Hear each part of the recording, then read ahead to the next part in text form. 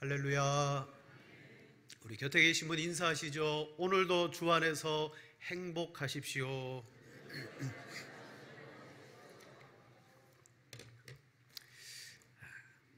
여러분 행복하십시오. 아멘.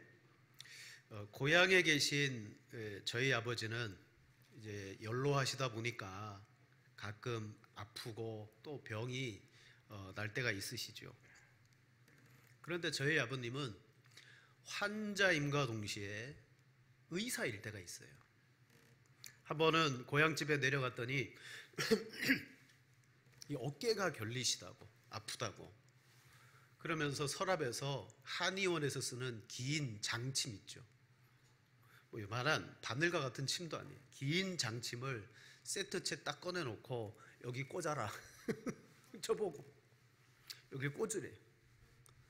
아마 혼자서 이렇게 꽂으셨던 것 같아요. 제가 오니까 저보더러 꽂으라 그런 거예요. 여러분, 침이 젓가락만 해요. 좀 과장하면 그걸 꽂으래요. 저는 안 된다고 말렸습니다. 근데 극극 꽂아요. 괜찮다고 꽂으래요. 그럼 제가 괜찮은 줄 알고 꽂아드렸죠.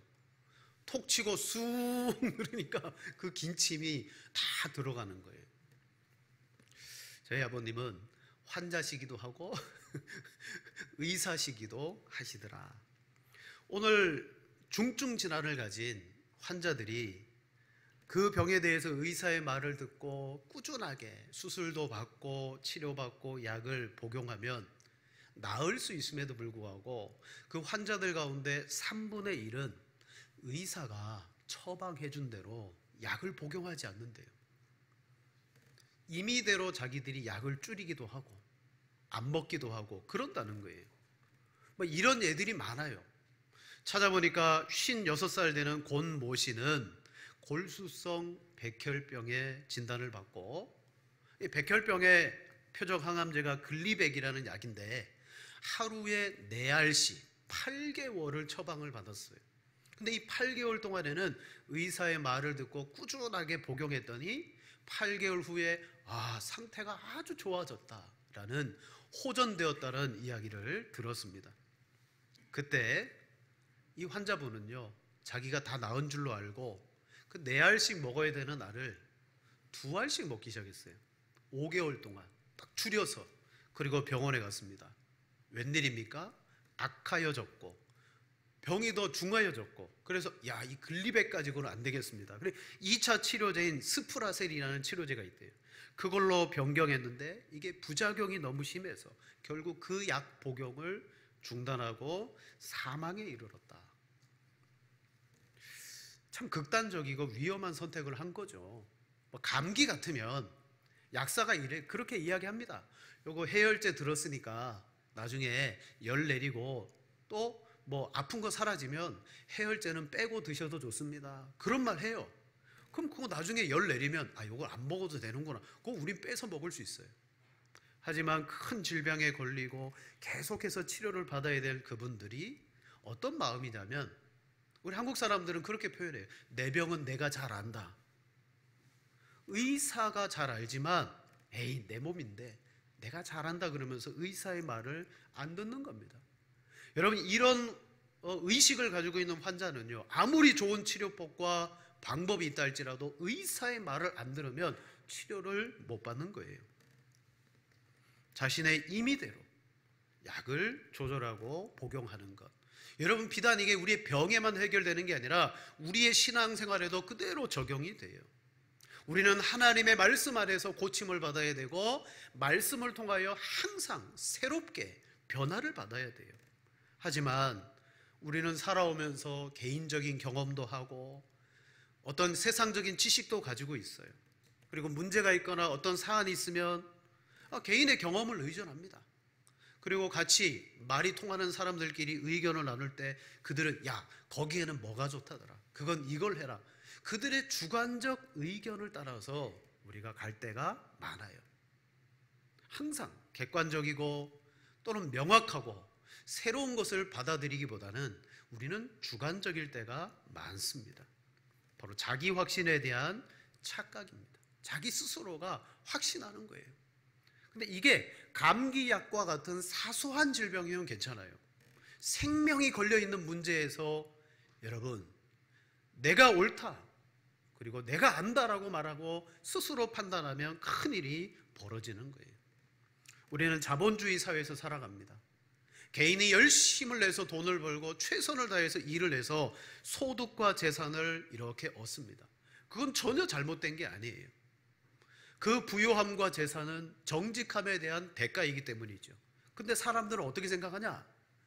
다른 사람들에 비해서 노력하고 수고해서 자기가 부유함을 얻잖아요. 이 물질적 부유함을 통하여 자식이 마치 영적으로도 부유한 줄로 착각하게 돼요. 그게 바로 예수님이 말씀하신 어리석은 부자의 비유입니다. 곳간에다가 그의 추수물을 다 쌓아놓고 내 영혼아 이제 평안히 쉬자. 그 쌓여있는 물질의 소유를 자기의 영적인 부여라고 착각하는 거예요. 그래서 예수님이 그 비유에 대해서 이렇게 말합니다. 사람의 생명이 그 소유에 넉넉한 데 있지 아니하다. 이처럼 사람들은 소유를 가지고 생명으로 여기면서 착각할 때도 있어요. 소유를 행복이라고 여기면서 착각할 때가 있습니다. 우리는 하나님의 말씀을 들으면서 우리 안에 있는 여러분 이 착각, 구원부터 시작해서 정말 바른 믿음의 신앙생활에 대해서 하나님의 말씀을 들으면서 내 속에 쌓여있는 이 착각들을 깨트리고 무너뜨리고 신앙생활을 해야 돼요. 병에 대해서는 의사의 말을 그대로 듣듯이 오늘 우리 인생과 영적인 문제에 있어서는 하나님과 말씀의 권위 앞에 여러분 복종하시기를 축원을 드립니다. 성도는 어떤 존재냐? 성도는요, 구원받은 이후에도 계속 고침을 받아야 되는 존재예요. 고쳐져야 돼요. 여러분 신앙생활을 하되 처음부터 구원을 딱 받고 나서 신앙생활을 하면서 완벽한 구원의 신앙생활을 하는 사람은 없더라고요. 목사도 그렇게 못해요. 대부분은 신앙생활을 하면서 교회에다가도 한 발을 걸쳐놓고 세상에도 한 발을 걸쳐놓고 그렇게 신앙생활하는 분 계세요. 그러니까 세상 따로 신앙생활 따로. 그래서 예배당 안에서만 예배를 드리면 다 되는 줄로 알고 착각하고 계세요. 근데 성경은 우리의 예배를 어떤 예배라고 말합니까? 로마서 12장 1절에 말합니다. 그러므로 형제들아 내가 하나님의 모든 자비하심으로 너희를 권하노니 너희 몸을 하나님이 기뻐하시는 거룩한 산 제물로 드리라. 이는 너희가 드릴 영적 예배니라. 아멘. 예배는 우리 신앙생활의 제일 기본이 되는 거예요. 근데 여기에서 우리가 드릴 예배가 뭡니까? 예배당 안에서 주일에 한 번 예배 드리는 거 그게 전부가 아니라 내 몸을 하나님이 기뻐하는 산 제물로서 내 모든 삶 속에서 예배자로 살아가는 거예요. 바로 이 예배당의 예배는 그 영적인 예배를 위한 출발이기도 하고요. 한 주간 동안 영적인 예배를 살았던 삶에 대한 뭡니까? 도착점이에요. 한 주간의 영적 예배를 가지고 이 시간 예배를 드리고 이 시간 예배를 통하여 다시 우리는 영적 예배를 드리기 위해서 나아갑니다. 출발과 도착점 사이에 뭐가 필요하냐? 일주일이라는 과정이 필요하잖아요. 이때 예배는 내 몸과 인격으로 하나님의 말씀을 듣고 그 말씀을 믿으면서 내 삶 속에서 말씀의 사람으로 살아가는 것, 하나님을 인정하고 고백하고 말씀으로 순종하며 살아가는 것, 그게 영적인 예배죠. 그러므로 신앙생활은요, 한쪽은 주일에 예배에 걸쳐놓고 다른 쪽은 일주일 동안 이런 이분법적으로 살아가는 건 안 돼요. 그래 어떻게 됩니까? 이거 고쳐야 되죠. 고침받아야 돼요. 그래서 성경은 우리에게 변화를 받으라라고 말해요. 자, 수영을 하기 위해서는요, 수영장에 가가지고 딱 서가지고 한쪽 발만 수영장 물에 딱 집어넣고 수영할 수가 없습니다. 그건 수영이 아니에요. 수영이라는 것은 두 발이 물속에 들어갈 뿐만 아니라 내 온 몸 전체가 물속에 들어가 있어서 거기에서 뭐 개헤엄을 치든지 나만의 수영법을 하든지 허우적거리든지 그게 수영이에요. 한 발은 수영장 위에 놓고 한 발은 수영장 물속에 넣는 게 수영이 아닌 것처럼 영적인 예배는 내 몸과 내 모든 인격과 삶을 하나님 앞에 내 삶 속에서 순종하며 드리며 살아가는 것, 그렇게 살아야 되는데 여전히 우리 인생에는 내 경험과 내 지식이 나를 이끌고 가더라는 거죠. 이게 옳다, 이게 맞다. 어떤 순간에도 우리는 하나님의 말씀을 듣고 그 말씀에 이끌려 가야 돼요. 말씀을 들은 대로, 그래 힘들지만 한번 내가 순종해보자, 하나님 앞에 승복하며 살아가는 순간, 이게 하나님이 받으시는 산제물이요 영적인 예배가 되는 거예요. 우리는 아직 이게 부족합니다. 그럼 어떻게 해야 될까요? 그러기 위해서 우리에게 필요한 것은 변화를 받는 거예요. 변화는 다른 말로 말하면 고침을 받는 걸 말해요. 자, 우리 로마서 12장 2절 말씀 같이 한번 읽겠습니다. 너희는 이 세대를 본받지 말고 오직 마음을 새롭게 함으로 변화를 받아 하나님의 선하시고 기뻐하시고 온전하신 뜻이 무엇인지 분별하도록 하라. 아멘. 말씀을 들음으로 말미암아 생각이 바뀝니다. 가치관이 바뀝니다. 목표가 바뀝니다. 삶의 자세가 바뀝니다. 그동안은 예배는 예배고 내 삶은 내가 살아가야 되는 걸로 나누었는데, 말씀을 듣고 생각과 가치관이 바뀌어지는 순간, 아하, 여기가 하나님의 나라구나. 내가 순종할 때 하나님의 나라가 자라나고 역사하는구나. 영적인 예배자로 살아갈 수가 있게 되는 거죠. 그게 바로 변화를 받아야 되는 거예요. 마음이 새로워져야 되는 거죠. 그리고 이것은 구원받은 사람 이후에 고침받으며 나아가는 삶입니다. 오늘 본문에 보면 예수님께서 천국의 비밀을 씨 뿌리는 비유로 가르쳐 주셨어요. 근데 제자들이 궁금했어요. 왜 저들에게, 무리들에게 비유로 가르쳐 주십니까? 10절에 말해요. 제자들이 예수께 나와 이르되 어찌하여 그들에게 비유로 말씀하십니까? 그러자 예수님이 11절 대답하여 이르시되 천국의 비밀은 아는 것이 너희에게는 허락되었으나 그들에게는 허락되어지 아니하였나니. 천국의 비밀이 너희에게는 허락되어졌다. 하지만 그들에게는 허락되지 않았다. 이게 바로 비유로 말씀하신 주님의 이유라는 거예요. 비밀은 공유할 수 있는 사람만 공유해요. 다 공유하지 않아요. 지금 우리나라 정부 대통령도 비서실장과 비서관들과 그들만의 국가 운영의 비밀이 딱 있어요. 그건 공개되면 안 돼요. 그죠? 공개될 수 있으면 그건 놀라운 일이 되는, 깜짝 놀라운 일이 되는 거죠. 비밀 관리를 잘 해야 되는 거예요. 근데 예수님이 와서 너희에게는 이 천국의 비밀이 허락되어졌다, 알려졌다. 하지만 저들은 알려지지 않았다. 여러분, 성경이라는 것 자체가 뭡니까? 하나님의 비밀에 대한 계시입니다. 그리고 이 비밀에 대한 최고의 계시는 뭐냐? 예수 그리스도예요. 예수님은 천국의 비밀을 알려주고 계시지만 실은 이 비밀의 키가 예수님이에요. 예수 그리스도를 우리가 말씀을 통하여 알고 믿게 될 때 우리는 예수님 안에서 천국의 비밀을 공유하게 되는데, 제자들인 너희에게는 허락되어졌지만 저들에게는 여전히 비밀에 쌓여 있다. 자, 11절의 말씀처럼 이 천국의 비밀, 곧 성경의 말씀은요, 믿음의 눈으로 봐야 되고 믿음의 귀로 들어야지만 알게 되는 거예요. 그래서 아무리 교회에 속해 있다 할지라도, 수많은 설교를 들었다 할지라도 여전히 이 비밀을 알지 못하고 천국의 복음을, 그리고 예수 그리스도에 대해서 알지 못하면 그냥 오고 가는 사람들이 있을 수 있어요. 하나님의 나라에 속한 복 있는 사람과 그냥 이 땅의 교회에 속한 명목상 성도 신자와의 차이는 어디에 있느냐? 하나님의 말씀을 듣고 그 말씀의 믿음의 역사가 오늘 내 삶에 일어나느냐 일어나지 않느냐에 있어요. 신앙과 불신앙의 차이는 하나님의 말씀을 믿느냐 믿지 않느냐, 그 차이에 있습니다. 씨 뿌리는 비유를 보세요.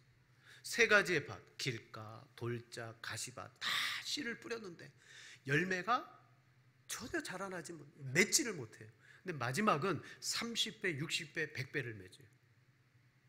바로 그 제자들이야말로 주님의 말씀을 제대로 들었던 사람들이라는 거죠. 마태복음 7장 20절 이하의 말씀에 보면 그들의 열매로 그들을 알리라 라고 말했어요. 그 열매가 뭡니까? 바로 주님의 말씀을 듣고 순종하는 것.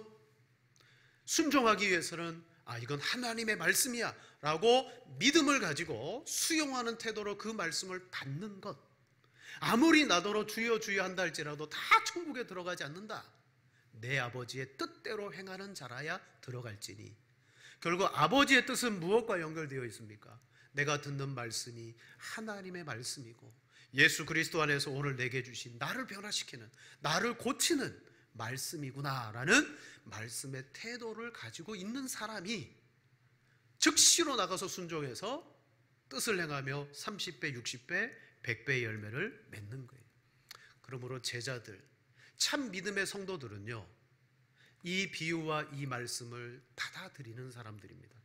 하지만 무리들 가운데 아무리 여러분 비유가 실은 이 사람들이 못 알아듣도록 감추기 위해서 하는 게 아니에요. 어린아이가 있는데 어린아이에게 어른이 가지고 있는 개념을 가르쳐주기 위해서 전문적인 용어를 써가면서 논리적으로 막 이야기하면 못 알아들어요. 근데 아무리 복잡한 것도 아이의 수준에 맞추어서 야, 요런 게 있대 그러면서 말해주면 다는 몰라도 그런 거군요 라고 받아들이게 되는 거예요. 비유가 그런 거예요. 씨를 뿌리는 비유 얼마나 쉽습니까? 하나님의 나라는 씨를 뿌리는 자와 같다라고 했어요. 이스라엘 백성들에게 씨를 뿌리는 것은 늘상 있는 일이에요. 근데 심지어 이 비유조차도 그들은 받아들이지 못하는 이유가 뭐냐? 이사야 선지자가 예언한 것과 그것이 오늘날 이루어졌다. 뭔가를 받아들이기 위해서는 자기가 가지고 있는 고집과 완고함을 내려놓지 않으면 안 돼요.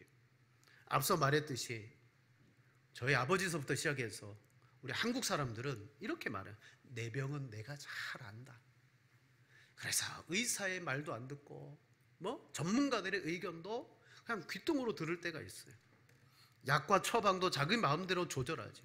그러다가 병이 중해지고 목숨을 잃어요. 심리학에서 실험에 따르면 사람들은요, 자기 자신을 실제보다 과대평가한대요. 스스로가. 과대평가하면 어떻게 될까요? 뭔가를 수용하거나 다른 사람의 의견이나 말이나 새로운 것들을 잘 받아들이지 않는데요. 자신을 과대평가해서 괜찮은 사람이라고 착각해서. 하지만 성경은 우리를 어떤 존재로 보느냐? 고침받아야 될 존재로 보고 있다는 거예요.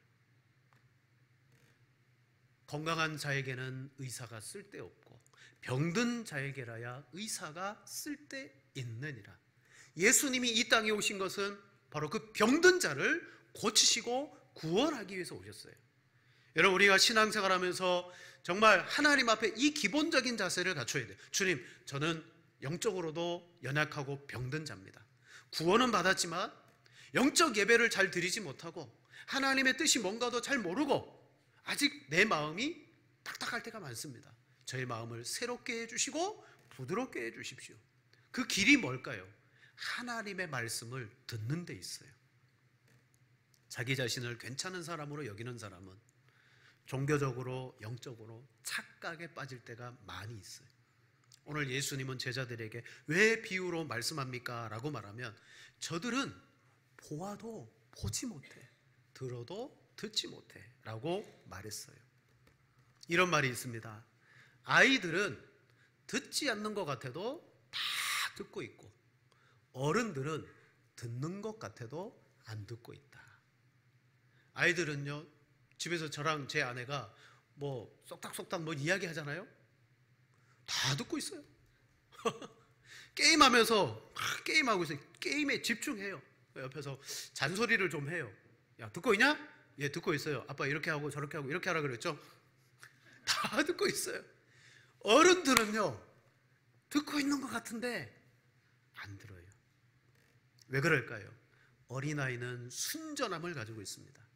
순전하다는 것은 수용하게 되고 받아들이게 되는 거예요. 어른이 되어갈수록 알 만큼 알았다라고 말하며 교만과 편집과 아집으로 이 마음이 바뀌는 거예요. 여러분, 우리가 신앙생활하고 구원받았을 때 구원 완성은 이루어졌어요. 하지만 이 땅에서 우리의 구원은 계속 이루어져야 돼요. 그러기 위해서 우리는 새로워져야 되고 고침을 받아야 될 우리의 심정인데, 여러분, 죄가, 악한 영들의 권세가 하나님 말씀 앞에 끊임없이 우리의 마음을 완고하게 만드는 게 문제예요. 그럼 어떻게 해야 됩니까? 이 완고한 마음이 부드러워져야 되죠. 우리 베드로전서 2장 2절 말씀 같이 한번 읽겠습니다. 갓난 아기들 같이 순전하고 신령한 젖을 사모하라. 이는 그로 말미암아 너희로 구원에 이르도록 자라게 하려 함이라. 아멘. 신앙의 연수가 깊어지고 오래되면 오래될수록 이 마음과 심령은 영적으로 신령한 젖을 사모하는 어린아이와 같아야 돼요. 어린아이와 같아야 돼요. 그런 사람이 어려운 말씀, 비유와 같은 말씀 아무리 전해줘도 수용하고 받아들이는 거예요. 이스라엘 백성들은 영적으로 완고했습니다. 이사야의 예언이 이루어졌으니 14절에 너희가 듣기는 들어도 깨닫지 못할 것이요 보기는 보아도 알지 못하리라. 왜? 이 백성들의 마음이 완악하여졌어. 그 귀는 듣기에 둔하고 눈은 감았으니 이는 눈으로 보고 귀로 듣고 마음으로 깨달아 돌이켜 내게 고침을 받을까 두려워함이라 하였느니라. 아멘. 이미 그들 마음은 완고해졌어요. 그래서 그들은 듣지 않으려고 해요. 참 아이러니하는 게 보고 듣는 마음으로 깨달아 그들이 고침을 받을까 두려워하며 내가 변화되면 어떡하지? 내가 바뀌면 어떡하지? 바보 같은 생각을 하고 있는 거예요. 안 바뀌려고 하는 거예요. 그게 완고한 마음이에요. 자, 예수님은 비유를 통하여 들려주셨어요. 그리고 표적을 통하여서도 보여주셨어요. 비유나 표적이나 이사야의 예언이 똑같이 적용돼요. 요한복음 12장 37절에 보면 이렇게 많은 표적을 그들 앞에서 행하셨으나 그를 믿지 아니하니 또 말합니다. 이는 선지자의 이사야의 말씀을 이루려 하심이라. 뭐냐? 이르되 주여 우리에게서 들은 바 누가 믿었으며 주의 팔이 누구에게 나타났나이까 하였더라. 그들이 능히 믿지 못한 것은 이 때문이니 곧 이사야가 다시 일렀으되. 우리 40절 한번 봅니다. 그들의 눈을 멀게 하시고 그들의 마음을 완고하게 하셨으니 이는 그들로 하여금 눈으로 보고 마음으로 깨닫고 돌이켜 내게 고침을 받지 못하게 하려 함이라 하였습니다. 아멘. 비유나 표적이나 보여주고 들려주고 똑같이 왜 그렇게 하셨느냐? 고쳐주시기 위해서. 그러나 그들은 왜 그렇게 완고했느냐? 고침을 안 받으려고. 사랑하는 성도 여러분, 하나님의 뜻은 우리가 영적인 예배를 드리는 산 제물로 이 땅에서 살아가는 거예요. 우리는 완전하지 않아요. 그래서 지금도 새롭게 마음이 변화되어야 돼요. 하나님의 뜻이 우리에게 임해야 돼요. 그러기 위해서는 하나님의 말씀을 들어야 되고 받아들여야 되고 수용해야 되는 거예요. 이스라엘 백성들은 복음을 듣고 마음으로 깨달아 고침을 받을까 봐 두려워했다고 말합니다. 왜 그렇습니까? 하나님의 말씀은 들어볼 생각도 안 하고 자기 생각과 마음으로 가득 차 있기 때문에 이게 우리 안에서 깨어지고 부서져야 되는 거죠. 하나님의 은혜가 필요한 겁니다. 말씀을 정리하겠습니다. 여러분, 말씀의 목적은요, 사람을 고치는 데 있습니다. 하나님의 확실한 말씀, 하나님의 진리의 말씀이 우리의 폐부와 심령을 찌를 때 내가 죄인이구나, 예수 그리스도의 구원이 필요하구나, 주님께로 나아가게 되고요. 이 찔림 때 뭐 우리라고 거부감이 없겠습니까? 막 찔리면 거부감이 들고 고통스럽기도 해요. 근데 사람이 변화되고 자라나기 위해서는 진통이 필요하잖아요. 고통이 동반되면서 하나님 말씀을 들을 때 여러분, 우리는 변화됨을 겪게 됩니다. 반면 내 안에 내가 가지고 있는 아집과 교만과 그런 마음들로 하여금 스스로 고침을 받으려고 하지 않는 사람들이 여러분 있을 수가 있습니다. 내 병은 내가 잘한다. 그런 사람들에게 아무리 비유를 들려주고 예수님이 표적을 보여줘도 그 마음의 완고함 때문에 여러분 씨를 뿌려도 새가 먹어버리고 씨를 뿌려도 말라버리고 씨를 뿌려도 어떤 유혹에 여러분 바스라져 버리는 그러한 상태가 되고 맙니다. 신령한 젖을 뭐하라? 사모해라. 하나님의 은혜가 필요합니다. 주일의 예배를 여러분 사모하시고 주일의 말씀을 사모하시고 특별히 근본의 신앙수련회를 우리가 합니다. 여러분 1년에 한 번 하는 행사로 여기지 마세요. 행사면 나는 안 가도 돼. 그러나 하나님의 말씀을 통하여 치료받는 시간이라고 여기면 어떻게 될까요? 꼭 참석하고 그 말씀이 내게 은혜가 되고 어떤 말씀인지 모르지만 목사님들을 통하여 내가 변화받아야 되겠구나. 결국 이스라엘 백성들이 광야 생활 가운데 40년 멸망한 이유가 어디 있습니까? 이스라엘 백성들이 멸망한 이유를 히브리서 기자는 이렇게 말합니다. 히브리서 3장 15절 말씀. 성경에 일러스되 오늘 너희가 그 음성을 듣거든 경노하시게 하던 것과 같이 너희 마음을 완고하게 하지 말아라. 이스라엘 백성들은 광야에서 하나님이 말씀할 때 그들은 그 마음을 완고하게 했대요. 거부하고 고침받기를 싫어했고 그 말씀 따라가기를 싫어했어요. 지금도 하나님 우리에게 말씀합니다. 어떻게 해야 될까요? 히브리서 4장 2절 말씀 같이 읽겠습니다. 그들과 같이 우리도 복음 전함을 받은 자이나 들은 바 그 말씀이 그들에게 유익하지 못한 것은 듣는 자가 믿음과 결부시키지 아니함이라. 아멘. 그들도 복음을 들었고 우리도 복음을 들은 것은 동일하다. 그들은 왜 유익되지 못했느냐? 그들은 들으면서 믿지 않았다. 믿음과 결부시키지 않았다. 이런 그냥 귀를 열고 들으면 됩니까? 아니에요. 예수님은 귀 있는 자는 들으라 그랬어요. 무슨 말입니까? 이 말씀을 믿음으로 받으라는 거예요. 믿음으로. 자, 이스라엘은 영적인 완고함. 나 말씀 안 들어도 돼. 내 병은 내가 더 잘 알아. 영적인 착각 가운데 빠져 있어서 예수님이 아무리 쉽게 그들에게 비유로 가르쳐 주어도 여러분 듣지 않았습니다. 표적을 보여주어도 그들은 믿지 않았습니다. 왜요?